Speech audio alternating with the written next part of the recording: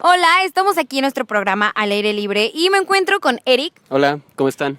Y bueno, en cámara tenemos a nuestra compañera Liz y en edición a nuestro compañero Paco. Oye, Eric, y fíjate que el otro día pues estaba de que en redes sociales y así, y me salió un pedo aquí bien extraño entre Rusia y México y unas conspiraciones y algo con alguien que se llama Trotsky. ¿Tú sabes algo? Pues fíjate que sí, tengo justamente ese tema en la cabeza y quiero hablarlo contigo, pero también me gustaría escuchar la opinión de mis invitados.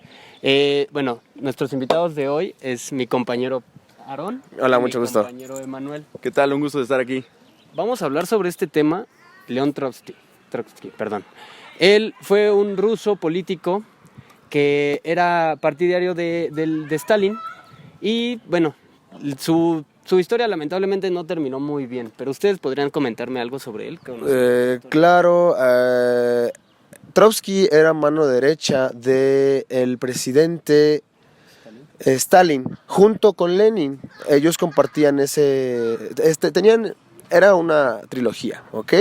Entonces, fallece Stalin y queda la disputa entre quién se lleva el mandato, quién va a ser su sucesor. Gracias. Perdónenme.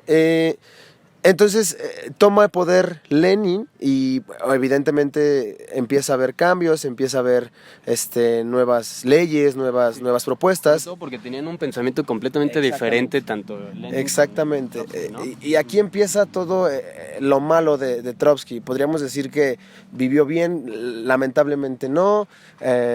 Tuvo varios ingresos por tener ideales diferentes a la cárcel. Estamos hablando de no solamente uno, sino dos o tres. Entonces, Sí. pasa esto, lo exilian de la Unión Soviética y hasta donde conozco, pues llega a México y de ahí pues vamos desenlazando más o menos. Bueno, a ver, es que estamos hablando de un hombre que ponía sus ideales por encima de todo, incluso de su familia, ¿no? Era un comunista radical, con un coeficiente intelectual muy alto, pero que no le importaba sacrificar lo que tuviera que sacrificar con tal de conseguir sus ideales, ¿no? Sí, claro, de conseguir el objetivo para el pueblo de la Unión Soviética en ese momento, perdón. Y digo, a ver, ok, sí, está increíble todo lo que pasó en Rusia y todo lo que pasó en otros países, pero ¿qué pasó en México? O sea, ¿qué fue eso ¿por qué lo hablamos? ¿Por qué influyó en México? No entiendo. Pues vaya, Chomsky, después de todo lo que comentan, al ser exiliado, pues busca refugio en algún lado, pero lamentablemente las indicaciones de Lenin eran de que cualquier país que adoptara a Chomsky, que le diera la ayuda, sería considerado como un rival directo, sería una parte como de sanción, por así decirlo, o Una especie de traición, una ¿no? especie de traición a la Unión Soviética. Exactamente, entonces podemos decir que esto, el país tenía a Trotsky, era una declaración de guerra directa. Así es, era Ok, perfecto. no directa, pero sí era como, ¿por qué lo estás ayudando cuando Ok. yo les estoy diciendo que no? Ok, perfecto. Y entonces, ¿quién ayuda aquí en México a este hombre? Pues mira, cuando Trotsky llega aquí a México, él con sus ideologías marxistas ortodoxas y su gran intelecto sobre cómo mejorar el pueblo en una unión completamente neutral, empieza a tener esa convivencia, ese entrelazamiento con los pintores famosos de aquí de México, que son Diego Rivera y su esposa Frida Kahlo. Ellos empiezan a compatizar con Trotsky por sus ideologías, ya que ellos eran del política izquierdista, Sí, perdón. comunistas. Ellos tenían una mentalidad así y prácticamente Trotsky llegó aquí a popularizarlo de una manera más amplia. Él tenía una ideología nueva para el pueblo mexicano en ese entonces. Ok, yo por ahí me enteré de un chisme de faldas entre ellos y hay unos engañitos con Frida Kahlo, pero bueno, ese es otro tema, ¿no? Sí. Y ok, entonces él trae como todo este pensamiento marxista que obviamente ya existía, pero no a tal grado, ¿no? Sí, Como él claro. lo traía, porque él era como un comunista radical que era muy apegado a como todos estos ideales marxistas, ¿no? Además, Sí. nos regresamos un poco, suena coloquial, pero Trotsky era comunista de closet, ¿no? Y él, de hecho, proponía, de toda su mentalidad tan brillante de este hombre, él propuso algo sobre, era una ley de no violencia entre los alemanes, entre los nazis, ¿me explico? Entonces, pues cuando llega a México llega con una propuesta diferente a lo que los mexicanos ya habíamos escuchado, bueno, yo no, en ese entonces, y llega a refugiarse a casa de los antes mencionados, Frida Kahlo y Diego Rivera. Que se ubicaba en Coyoacán. En Coyoacán. Ujú. Donde también lo mataron, ¿no? Sí, de hecho... Lamentablemente, Sí. Ramón Mercader, quien era un catalán, que también pertenecía a la inteligencia de la Unión Soviética, es quien llega a México con la misión de hacerse su amigo, bueno, no sé si tanto su amigo, pero sí una persona de confianza, para poder entrar en su casa. Y entonces, cuando llega este momento en el cual logra estar a solas con él, se da el suceso que, bueno, acaba con la vida de Trotsky con un picahielos. No. Sí, lo asesinó por la espalda. Finalmente todo esto fue idea de Lenin, perdón, porque él no compartía la ideología que tenía Trotsky. Para él era una amenaza tanto como para su política como para el pueblo de la Unión Soviética en ese entonces.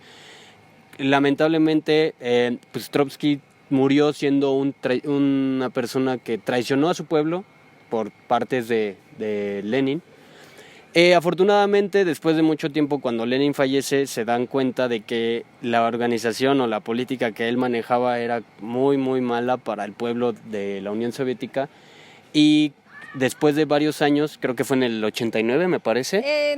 1942. ¿42? Ok. Sí. Fue cuando empieza a cambiar bueno, primero en el 42 fue cuando empezó a cambiar la ideología de tanto de la Unión Soviética contra México, y empezaron a hacer una unificación. Y para el 89, me parece, fue cuando ya se acepta las verdaderas intenciones que tenía Trotsky con su pueblo.